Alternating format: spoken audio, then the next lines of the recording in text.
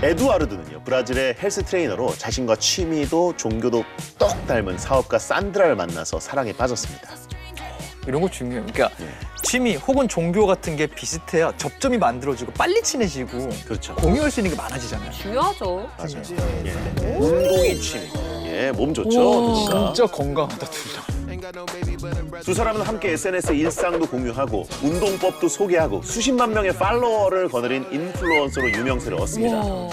하지만 부부는 이런 인기에 자만하지 않았어요. 굉장히 겸손하고 신앙이 독실한 부부였기 때문에 아내 산드라의 친절에 감동한 노숙자가 바닥에 무릎을 꿇고 감사를 표하는 이 사진.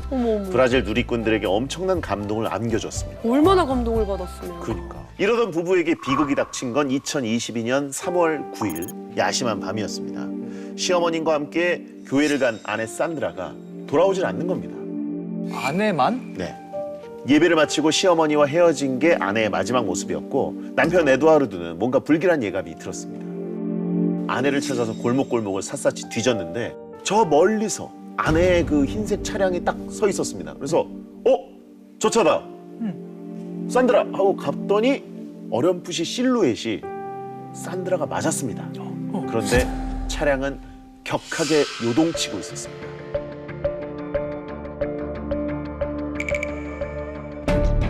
분노한 남편 에두아르드는 쏜살같이 달려갔습니다. 차문을 열려고 했지만 굳게 닫힌 차문은 열리지 않았고 아내가 다급하게 그를 쳐다보자 망설일 틈도 없이 에두아르드는 주먹으로 차 유리창을 깨고 아내를 성폭행하고 있는 이 남자를 끌어냈습니다.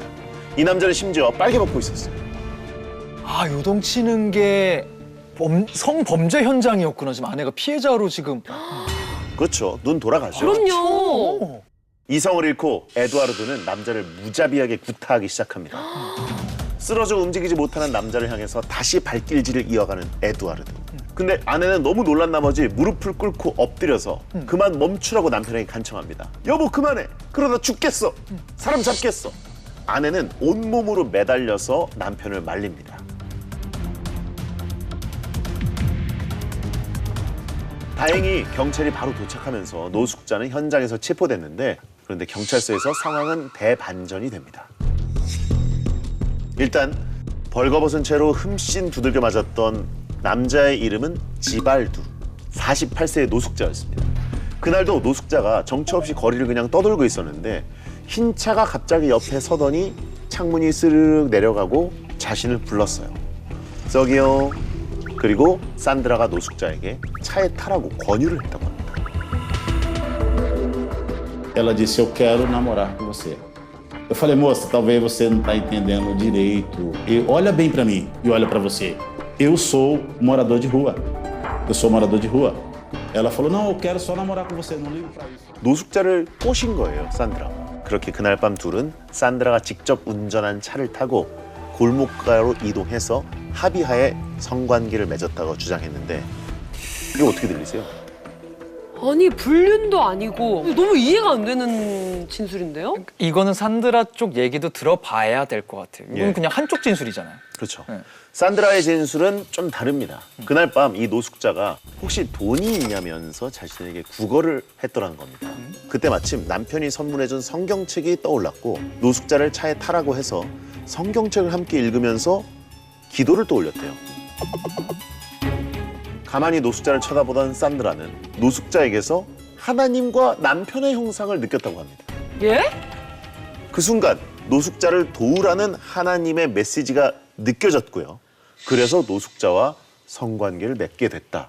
이게 아니 이걸 전달하는 경찰도 되게 이상했겠다. 남편한테 이거 어떻게 말을 해줘? 잠깐만요. 근데 가장 충격적인 건 예. 정말 성폭행이 아니라 합의하에 관계가 이루어졌다는 건 진술이 동일하네요. 아 맞네. 예. 경찰은 최대한 진술 내용 그대로 남편 에두아르드에게 전달했지만 남편은 이런 이야기를 받아들일 수가 없었어요. 당신들 미쳤어?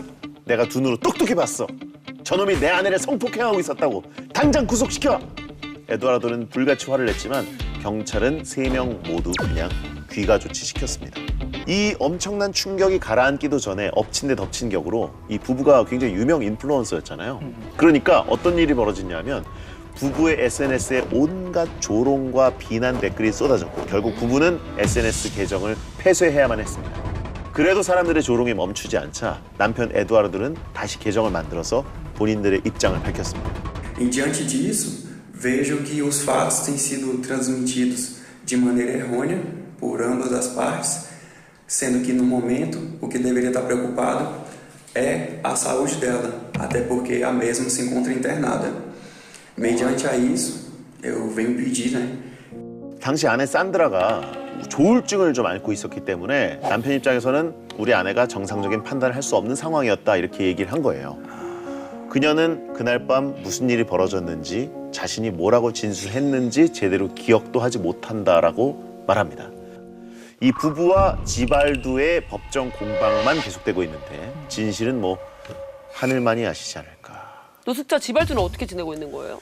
아 이거를 어떻게 얘기해야 될지 모르겠는데 한번 볼까요?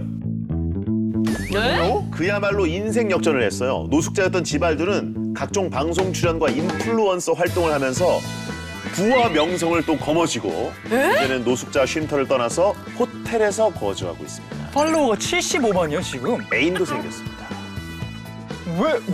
아니 도대체 왜 어떤 부분 때문에요? 이 스토리 자체가 유명해지니까 유명세를 얻게 됐어요. 아 진짜 킹받네요.